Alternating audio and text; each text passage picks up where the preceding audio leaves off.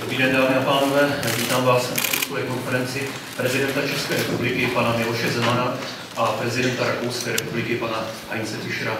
Dále mi dovolte, abych přivítal manželku prezidenta republiky paní Ivanu Zemanovou a manželku prezidenta Rakouské republiky paní Margit Fischerovou. Poprosím o úvodní slovo prezidenta České republiky. Dámy a pánové, většinou vítám své hosty s radostí. Pouze dnes vítám Heinze Fischera s Fischerem, protože mu končí druhé funkční období a v souladu s rakouskou ústavou už nemůže znovu kandidovat, i když bych si to velice přál. Ale vždy bude v České republice vítán jako její dobrý přítel. A i když se říká, že v politice neexistuje přátelství, můžeme potvrdit, že jsou čestné výjimky, protože se známe už 20 let, možná něco víc. Dovolte mi, abych se jenom velmi stručně dotknul témat, o nichž jsme diskutovali. Česká a rakouská ekonomika jsou hluboce prorostlé a je to tak dobře. V České republice působí zhruba 3000 rakouských firm, v Rakousku naopak působí asi tak 300 českých firm. Diskutujeme při našich setkáních, to je téměř věčné téma Heinzi, o spojení Brna s Vídní a o spojení Budějovic s Lincem. A vždycky, pane ministře dopravy, když už jsme ujišťováni, že je to na dobré cestě, tak přijde Evropská komise z Bruselu a vymyslí si nějaký nový nesmysl, v tomto případě takzvanou novou EU, která povede k dalšímu odkladu dopravních služeb. Ale za to my dva prezidenti opravdu nemůžeme. S Heinzem Fischerem jsme diskutovali výsledky jeho nedávné návštěvy Ruské federace a setkání s prezidentem Putinem. Máme velmi shodný, to jest pochybovačný postoj k nedávné dohodě mezi Evropskou unií a Tureckem. Dotkli jsme se rovněž migrační krize a celé řady dalších témat. Vím, že například obě země podporují takzvanou Tobinovou daň, to znamená daň z finanční. Ale to už by bylo na dvouhodinové úvodní slovo a to byste tady asi ani nevydrželi.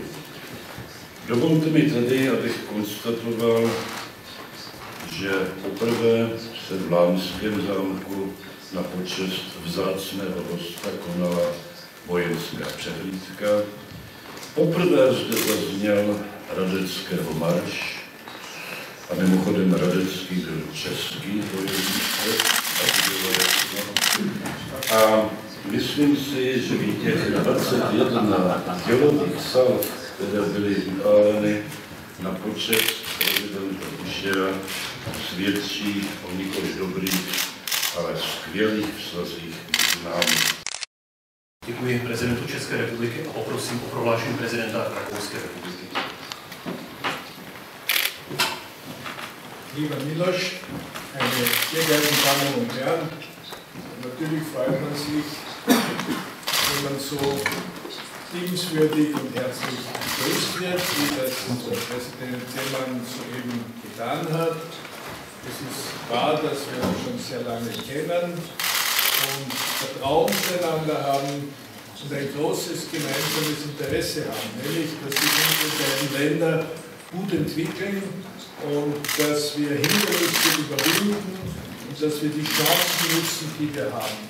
Und ich kann Ihnen sagen, dass ich mich aus ehrlichem Herzen freue über die Tatsache, dass gerade in den letzten Jahren die Tschechische Republik ökonomisch eine gute Entwicklung nimmt und ein beeindruckendes Wirtschaftswachstum hat und auch auf vielen anderen Gebieten rechtliche Fortschritte erzielt. Letztlich kommt uns das beiden zugute. Schließlich hat unser Handelsvolumen jetzt gerade die magische Grenze von 10 Milliarden Euro überschritten und das hat sehr viel zu bedeuten, was ich nicht im Einzelnen darlegen muss. Wahr ist, dass uns das Problem der Verkehrsverbindungen sehr beschäftigt, weil wir eben aus der toten Grenze der Vergangenheit eine lebendige und zukunftsträchtige Grenze machen wollen und auch im Begriff sind, das zu tun. Und da müssen einfach die Straßen und die Schienen und die Schifffahrtswege und alles, was zur Bewältigung von Verkehrsproblemen und Infrastrukturproblemen beiträgt, besser werden. Ich kann Ihnen aber sagen, dass ich vor 40 Jahren als Mitarbeiter des damaligen österreichischen Bundeskanzlers Bruno Kreisky auch in Prag auf Besuch war, 1976. Das war der erste Besuch eines westeuropäischen Regierungschefs. Und wir sind nur mit dem Unterschied, dass wir in Wien am Abend eingestiegen sind und am nächsten Tag um 8 Uhr früh in Prag am Bahnhof angekommen sind. Während ich heute um 7 Uhr früh eingestiegen bin und schon um 11 Uhr in Prag war, nach einer sehr angenehmen Zugsfahrt. Also ich freue mich über die Erfolge, die es auf diesem Gebiet gegeben hat. Und Herr Verkehrsminister, das ist ein Ansporn, weiterzumachen. Und der hinter Ihnen sitzende Präsident Leitl hat mir zugeflüstert, dass auch die heutigen Gespräche wieder Impulse geben werden und Anstoß geben werden, um unsere beiden Länder so nahe wie möglich aneinander zu rücken. Es ist richtig, wir haben auch das Flüchtlingsproblem besprochen. Das ist ein ganz großes Problem mit vielen Facetten. Wir sind nicht in allen Punkten völlig übereinstimmender Meinung, aber das ist auch kein Wunder, weil die Probleme und die Position Österreichs in dieser Beziehung eine andere ist als die allein schon geografische Lage der Tschechischen Republik. Hunderttausende Flüchtlinge aus Griechenland, aus Italien nehmen den von ihnen geplanten Weg durch Österreich oder haben das im vergangenen Jahr getan und wir müssen einerseits in vernünftige Bahnen lenken, aber wollen andererseits unseren Verpflichtungen in Bezug auf Asyl etc. entgegenkommen. Was mich freut, ist, dass es im nächsten Jahr ein gemeinsames Geschichtsbuch geben wird über die österreichische und tschechische oder tschechische und österreichische Geschichte. Wenn uns das gelingt, und es schaut so aus, wird auch die Geschichte nicht etwas Trennendes sein, sondern wir werden dann eine gemeinsame Sprache eine gemeinsame Interpretation für die Geschichte haben. Ich habe auch darauf aufmerksam gemacht, dass Österreich im nächsten Jahr den Vorsitzenden der OSZE, der Organisation für Sicherheit und Zusammenarbeit in Europa, haben wird. Das ist eine Institution, die sehr viel mit den Konflikten in Europa zu tun hat, insbesondere auch mit dem Ukraine-Konflikt. Und wir werden uns bemühen, mit unseren Partnern gemeinsam, ganz besonders auch mit der Tschechischen Republik, die Möglichkeiten der OSZE auszunützen, um in Europa und im Grenzbereich zwischen Europa und Russland bessere und stabilere und verlässlichere Verhältnisse zu schaffen. Es ist mir gesagt worden, dass es 1 oder 2 Fragen geben wird. Daher habe ich nicht jetzt das Bestreben, alle denkbaren Themen abzuhandeln. Ich freue mich sehr über diesen Besuch. Ich glaube, dass er nützlich ist. Ich glaube, dass er wertvoll ist. Und ich verspreche dem Herrn Präsidenten, das ist mein letzter Besuch als Bundespräsident in der Tschechischen Republik, aber bei weitem nicht mein letzter Besuch in der Tschechischen Republik. Und schließlich werde ich dafür sorgen, dass auch der Herr Präsident Zeman wieder mal, sobald es möglich, nach Wien kommt, damit wir diese guten Kontakte fortsetzen können. Dankeschön. Danke. Andreas Mitschitz, Österreichischer Rundfunk, ORF. Herr Präsident Seemann, Sie haben die Migrationskrise angesprochen, auch das EU-Abkommen mit der Türkei, das ja vorsieht, dass Migranten oder Flüchtlinge von den griechischen Inseln in die Türkei abgeschoben werden können und im Gegenzug auch Europa wieder syrische Flüchtlinge aufnimmt. Darf ich Sie fragen, was halten Sie von diesem Abkommen? Können Sie sich persönlich vorstellen, dass auch die Tschechische Republik unter gewissen Umständen ein Kontingent aufnimmt? Und an Sie beide, wie hat sich die Diskussion zu diesem Thema dargestellt? Dankeschön. Tak, nechci odpovídat za pana prezidenta slyšela. Mohu jenom říci, že diskuze na toto téma skutečně probíhala. Můj názor je založen na jednoduché aritmetice. V Turecku je v současné době zhruba 2,5 milionu uprchlíků. Dohoda, která byla uzavřena, se týká 70 000 osob z Řecka do Turecka, z Turecka zase naopak, pokud jde o Syřany, kteří mohou získat azyl do Evropské unie. Každý si dokáže porovnat rozdíl mezi částkou 2,5 milionu na jedné straně a 70 000 na straně druhé. Proto bych řekl, že tato dohoda je svým způsobem plásnutím do vody a velice si vážím stanoviska Heinze Fischera, který o ní veřejně vyjádřil svoji pochybnosti.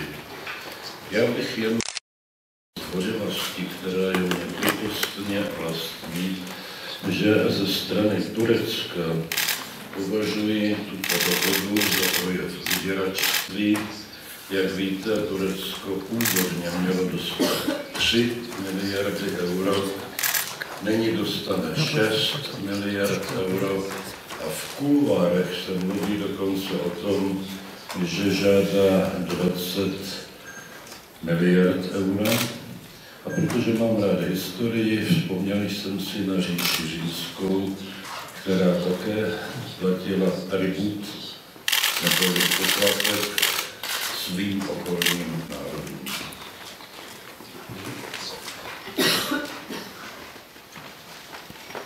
Also ich kann dazu sagen, dass diese Vereinbarung von der Europäischen Union mit der Türkei geschlossen wurde und das ist ein Faktum, das steht einmal fest. Aber ich habe mir erlaubt, im österreichischen Fernsehen Zweifel zu äußern, ob das wirklich so funktionieren wird und ob die Erwartungen in dieses Übereinkommen wirklich erfüllt werden können. Denn es gibt etliche Gründe, hier mit vorschnellem Optimismus vorsichtig zu sein. Und aus österreichischer Sicht zum Beispiel wäre es doch eine überlegenswerte Alternative zu sagen, wenn zum Beispiel Deutschland bereit ist, weiterhin eine bestimmte Zahl von mehreren 100.000 Flüchtlingen, vielleicht nicht so viel wie im vergangenen Jahr, aber doch eine große Zahl zu nehmen, wäre es doch am vernünftigsten, direkt sicherzustellen, dass diese Menschen auf sicheren Wegen direkt nach Deutschland gebracht werden, als dieses Abkommen, dass man Leute, die schon in Europa sind, wieder zurückführt und dafür andere wieder übers Meer nach Europa führt. Ich wünsche, dass es gute Resultate gibt, aber ich bin ganz und gar nicht sicher. Das ist mein Standpunkt. Děkuji. Poprosím o dotaz Česká televize. Česká televize, já bych si chtěla zeptat pana prezidenta Zemana na otázku k migraci. Vy jste mluvil o tom, že postoje vás obou jsou stejné. Prezident Fischer ale řekl, že v některých otázkách ohledně migrace nemáte úplně stejný postoj. Můžete tedy říct, v čem jsou vaše názory stejné a v čem se naopak liší? A pana bych se ráda zeptala ohledně ekonomiky. Zítra vystoupíte na ekonomickém fóru. V čem by, co by Česko mělo pro rakouské firmy ještě zlepšit?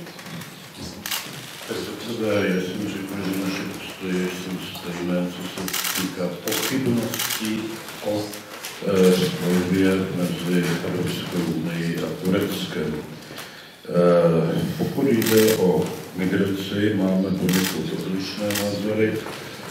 Nechci pana prezidenta připravovat o reprodukci jeho vlastního názoru, proto pouze řeknu svůj názor, který jsem vyjádřil i při našem jednání. Musíme striktně odlišovat ekonomické migranty od migrantů, dejme tomu politických, to za prvé. A za druhé, nesmíme se domnívat, že je možné systémem kvót, relokace nebo jednotného azylového práva, které navrhuje viceprezident Evropské komise pan Timmermans, rozmisťovat migranty mezi jednotlivé členské země Evropské unie. A to z toho prostého důvodu, že stejně všichni chtějí do Německa, jak říká náš ministr vnitra, nemůžeme je tady přivázat za nohu a nutit je, aby do Německa nešli. No a pokud jste, paní redaktorko, zažila nedávnou epizodu s kuránskými uprchlíky, kteří odjeli do Německa, tak asi víte, o čem mluvím.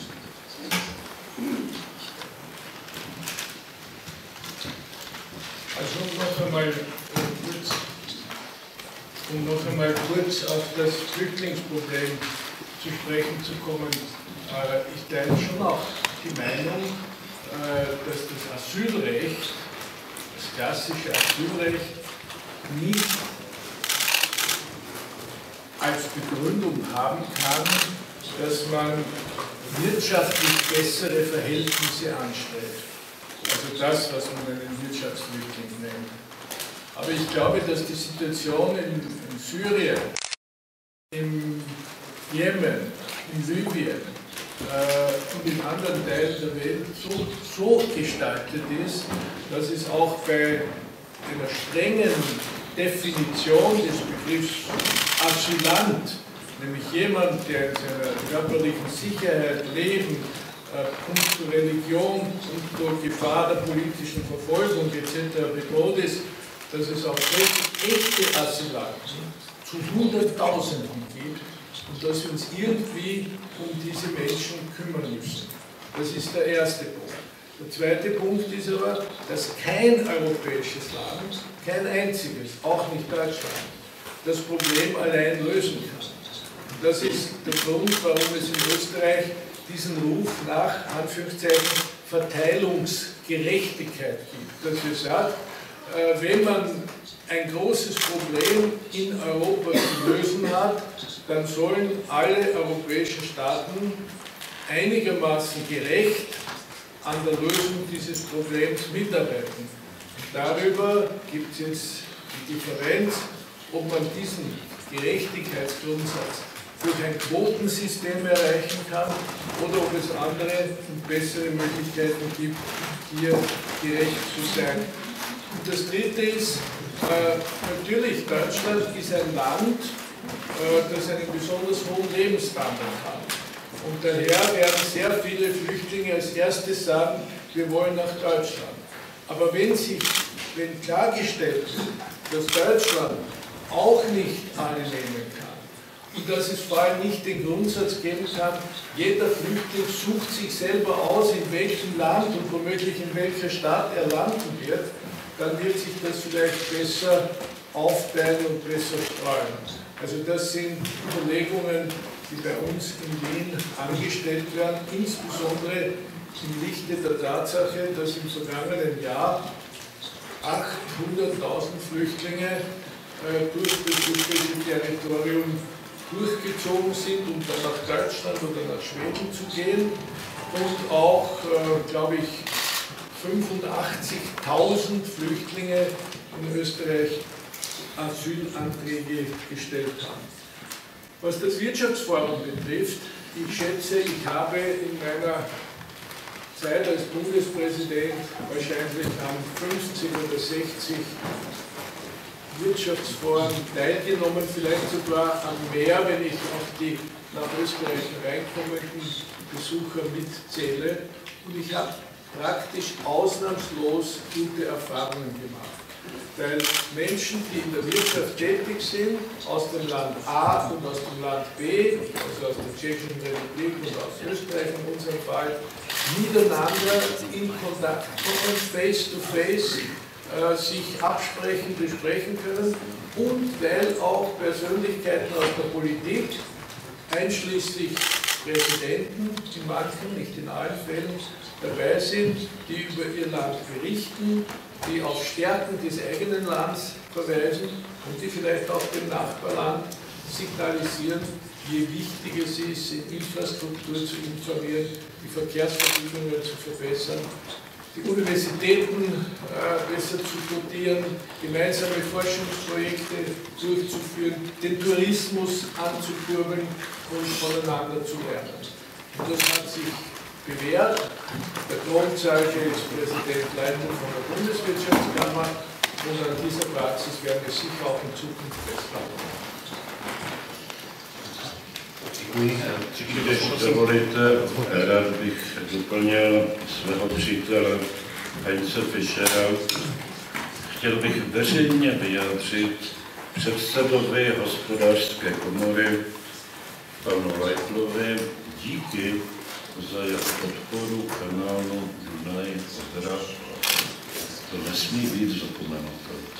Děkuji panu prezidentovi za doplnění. Třetím hlasem zástupce Rakouské tiskové agentury.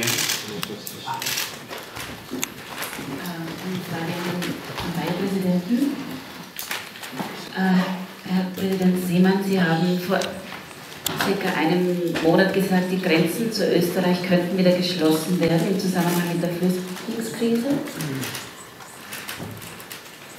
Unter welchen Bedingungen können Sie sich vorstellen? Tak politika můžeme jednat o uzavření hranic jenom v tomto případě mezi oběma zeměmi a za jakých podmínek, kdyby počet ilegálních migrantů překročil řád, řekněme, několika tisíc osob denně. A myslím si, že v takovém případě je shoda mezi prezidentem a vládou, že by na hranice bylo zapotřebí poslat jak policii, tak armádu. Mimochodem, tato situace zatím zdaleka neexistuje.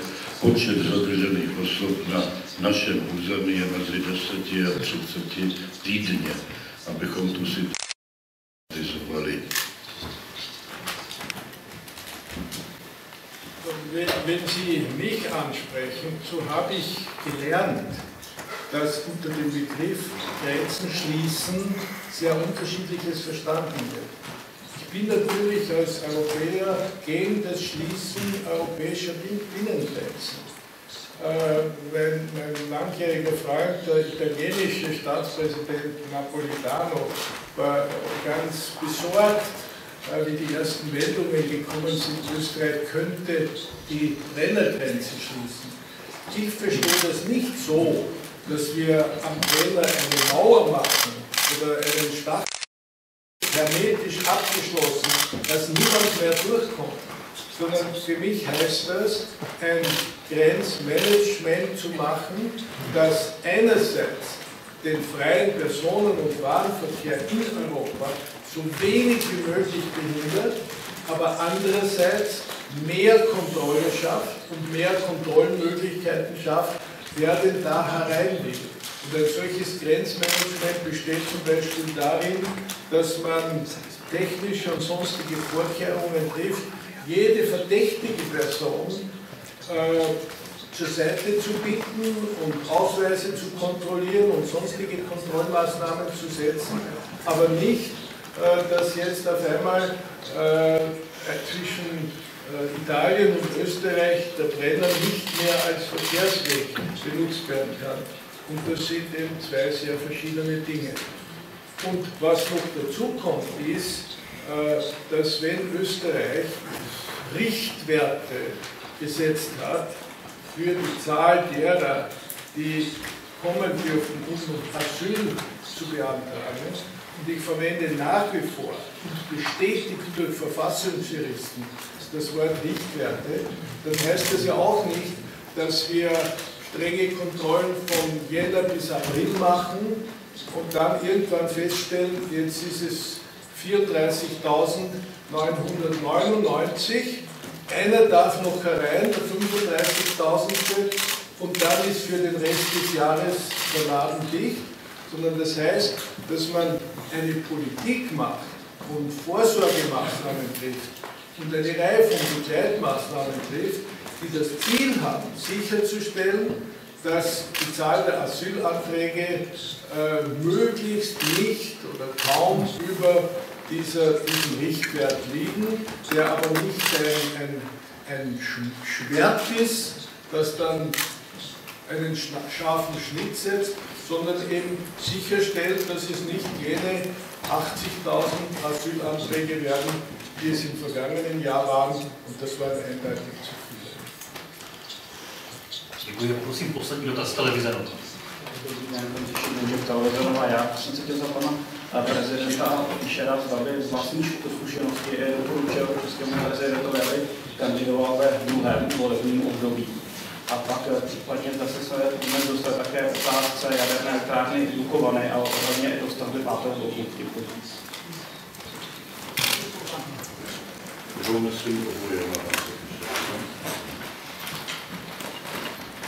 Also, wenn es dem Herrn Präsidenten Seemann erlaubt ist, ohne dass man ihm den Vorwurf macht, sich in österreichische Angelegenheiten einzumischen, diesen Vorwurf macht ihm natürlich nicht, zu sagen, ich sollte eigentlich für eine 3. Amtsperiode kandidieren, wenn das möglich wäre, dann erlaube ich mir zu sagen, ich empfehle in gleicher Weise, dass er für eine 2. Amtsperiode kandidiert, wenn das sein freier Wille ist und wenn er jene Zustimmung hat, die auch ich mir einholen musste, nämlich die Zustimmung der Ehefrau.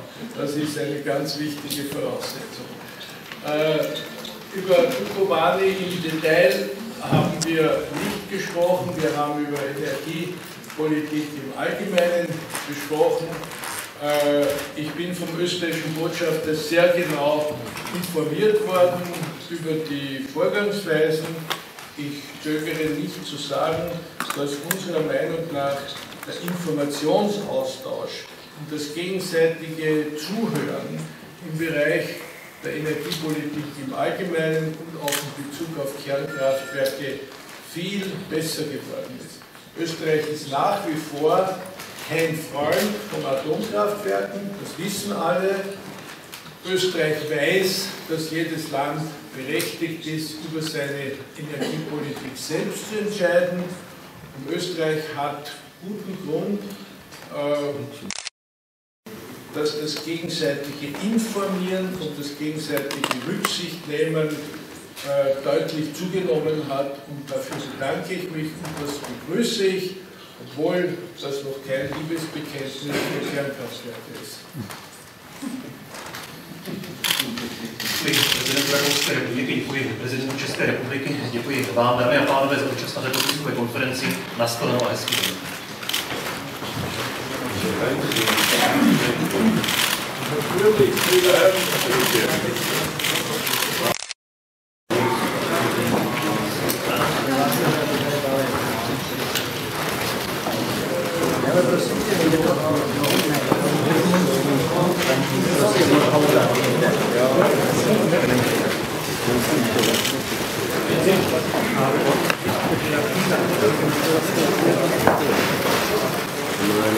Thank you.